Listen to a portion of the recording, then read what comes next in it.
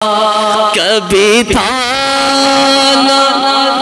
ہے نہ ہوگا کوئی مثل کبھی تھا نہ ہے نہ ہوگا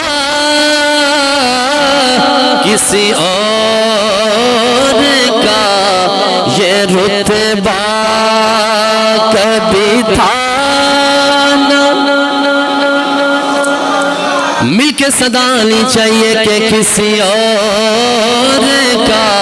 یہ رتبہ کبھی تھا نہ ہوگا کسی اور کا جب سے واقعہ معراج لوگوں کے سامنے بیان کیا جاتا ہے جتنے مور اتنیاں باتاں جتنی شکلیں اور جتنی زبانیں اتنی باتیں آپ لوگوں کو سننے کو ملتی ہیں کوئی تو سرکار علیہ السلام کے معجزہ معراج کے متعلق یہ کہتا سنائی دیتا ہے یہ معراج جسمانی نہیں تھی یہ روحانی معراج تھی کوئی تو یہ کہتے سنائی دیتا ہے یہ معراج خواب کی حالت کے اندر ہوئی بیداری کے ساتھ اس کا کوئی تعلق نہیں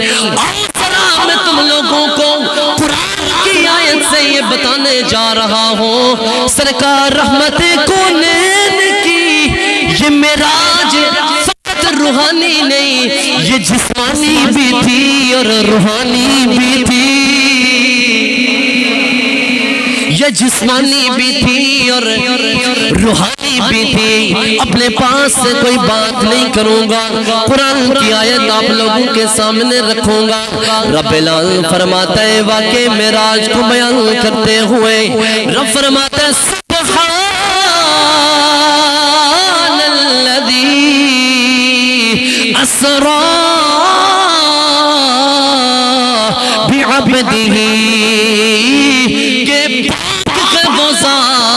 جس نے سیر کرائی اپنے بندہ خاص کو لوگوں رب نے اپنے حبیب کے لیے عبد کا لفظ استعمال فرمایا ہے کہ میں نے اپنے عبد یعنی بندہ خاص کو سیر کروائی اگر لوگوں یہ معراج روحانی ہوتی اگر یہ معراج خواب کی حالت کے اندر ہوتی تو پھر رب نہ کہتا بلکہ رب العالمین فرماتا سبحان الذی اسرا بروحہ